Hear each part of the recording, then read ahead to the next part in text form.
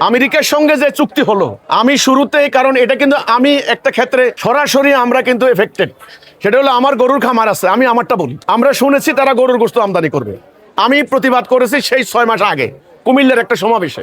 তখন কিন্তু জনগণ এগুলি জানতো না। আমরা বলেছি যদি গরুর গোশত আমদানি করে লক্ষ লক্ষ খামার কিন্তু নষ্ট হয়ে যাবে, ধ্বংস হয়ে যাবে, কোটি কোটি মানুষ বেকার হয়ে যাবে, এমনিতেই আমরা পরনির্ভরশীল, খামারিরা মানে পথের ফকির হয়ে যাবে।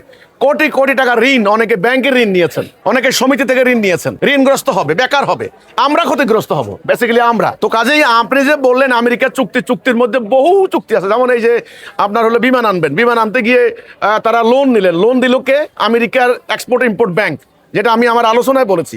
লোন কিন্তু এমনি এমনি দেয় নাই, সুদে। এখন আমার কথা হচ্ছে এখানে গণতন্ত্রের কথা আপনারা বলেন, গণতন্ত্র উত্তম আদর্শ, তো গণতন্ত্রের নিয়ম হলো রুল অফ ল। গণতন্ত্রের নিয়ম হলো বাজেট করবে, কোথায় খরচ করবে জনগণকে জানাবে। গণতন্ত্রের নিয়ম হলো যে চুক্তি করবে বিদেশের সাথে, চুক্তির উদ্দেশ্য কি, চুক্তির শর্ত কি, ভালো মন্দ জনগণকে জানাবে, বলবে। জনগণের প্রতিনিধি পার্লামেন্টে আলোচনা করবে, তবে সেটা চুক্তি। তাহলে জনগণের প্রতিনিধি ক্ষমতায় যাওয়ার আগে আপনারা 3 দিন আগে চুক্তি করলেন, এটা কি গণতন্ত্র হইল? তাইলে ফেসিবাদের দোষ দিচ্ছেন কেন? ফেসিবাদ মানে কি? নিজের ইচ্ছা চাপিয়ে দেওয়া, তাই না?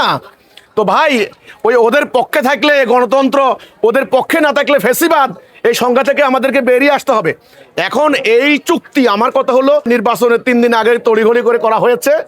এই চুক্তির ভিতরে বাহিরে আসলে কি আছে এখন পর্যন্ত জনগণ জানে না। জনগণ শুধু এটুকু জানে পত্রিকার মাধ্যমে যে বাণিজ্য বৈষম্য দূর করার জন্য আমেরিকায় আমাদের তৈরি পোশাক যায়, এখানে বিরাট একটা বাণিজ্য বৈষম্য, তারা ট্যারিফ তারা আমাদের উপর চাপিয়ে সেটা কমিয়েছে। কথা শুনলে মনে হয় যেন আমাদের ব্যবসায়ীদের জন্য লাভ হচ্ছে, কিন্তু পুরো ব্যাপারটা কিন্তু আমাদের কাছে ক্লিয়ার নয়। শুধু আমি একটা ক্ষেত্রে প্রতিবাদ করেছি, যেটা আমি নিজে এফেক্টেড, সেটা হলো এই গরুর গোশত আমদানি করা যাবে না, কথা শেষ। আমাদের খামারিরা আমরা ধ্বংস হয়ে যাব।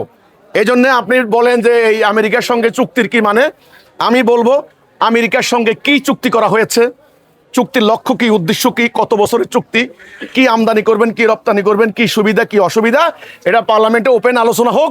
সত্যিকারের যদি সত্যিকারের বিরোধী দল হয়, আর যদি সরকারের সাথে সমঝোতার সরকার হয়, তাহলে আমার কিছু করার নাই। সত্যিকার বিরোধী দল হইলে আপনারা জোর গলায় কথা বলেন, আপনাদেরকে জনগণ ভোট দিয়েছে, ওকে। এখন আপনারা নাটক করবেন আলতু ফালতু সাবজেক্ট নিয়ে সংসদে, মিনিটে মিনিটে লক্ষ লক্ষ টাকা খরচ। আপনারা এখনো 71 সালের পরে আছেন, এখনো কে রেজাকার, এখনো 24শে জুলাই যোদ্ধা, এই সমস্ত ফালতু বক্তব্য সংসদে বাদ দিয়া, ফালতু বক্তব্য আমি এই জন্য বলছি, আমার কথার কিন্তু মিস ইন্টারপ্রিটেশন করবেন না। অর্থাৎ আমাদের সমস্যা এখন ওইটা নয়, 71 সালে কে পক্ষে বিপক্ষে, এটা এখন সংকট নয়। এখন পার্লামেন্টে আলোচনা করেন চুক্তির পক্ষে বিপক্ষে। আপনারা যদি সত্যিকার বিরোধী দল হয়ে থাকেন, আপনারা তো এমপি, আপনারা দেখেন সরকার না হলে বলবে যে না আমরা গভর্নমেন্টে আছি, আমাদেরকে আবার হাসিনার মতো পরিস্থিতি করে দিবে, তাহলে আপনারা তো বিরোধী দল, আর আপনারা ইসলাম চান। তাহলে আমার কথা হলো সংসদের মধ্যে অন্য ফালতু আলোচনা না করে এর বিরুদ্ধে ওর বিরুদ্ধে টেবিল সাপড়ানো এগুলা বাদ দিয়া এই চুক্তি নিয়ে কথা বলেন, জনগণকে জানান। এটা খুব ভয়াবহ সেন্টিমেন্ট, এটা খুব ভয়াবহ সেন্সিটিভ একটা ইস্যু, রাষ্ট্রের স্বাধীনতা সার্বভৌমত্বের প্রশ্ন। যদি ধীরে ধীরে আমরা আমেরিকার পেটে চলে যাই, আমরা শত্রু হব চীনের, শত্রু হব রাশিয়ার, আমরা শত্রু হব ইন্ডিয়ার। অলরেডি হয়ে গেছি বলেই ইরান আমাদের তেলবাহী গাড়ি আটকাই দিয়েছে, মানে জাহাজ আটকাই দিয়েছে হরমুজ প্রণালীতে। এই জন্য এই চুক্তি নিয়ে আমি মনে করি কথা বলা দরকার ওপেন। আমরা যারা আছি সাধারণ জনগণ, আমরাও নামবো যদি কল্যাণকর হয়। আমি খামাখা আমেরিকার বিরোধিতা করতে রাজি নেই, আমি অন্যদের মতো অন্ধ না, কারণ আমি কোনো মানে ইস্যু ভিত্তিক রাজনীতি করি না। যদি এই চুক্তি সত্যি সত্যি কল্যাণকর হয়, আমাদের জন্য ফেভারে হয়, তাহলে আমি চুক্তির বিরোধিতা কেন করব? এটা হলো আমার কথা। এই জন্য পার্লামেন্টে এটা নিয়ে কথা বলা দরকার। আপনি প্রশ্ন করেছেন এই চুক্তির পক্ষে না বিপক্ষে, আমরা অন্ধের মধ্যে আছি, আন্ধারের মধ্যে আছি, পুরো ব্যাপারটা আমরা জানি না। এই চুক্তির আদ্যপান্ত জনগণের সামনে ওপেন করা হোক। আমি বলতে চাই এই চুক্তি নিয়ে পার্লামেন্টে আলোচনা করা হোক, মুক্ত আলোচনা করা হোক। পার্লামেন্টে ফালতু সাবজেক্ট নিয়ে আলোচনা করতে তারা ব্যস্ত, আসল কথা বলে না।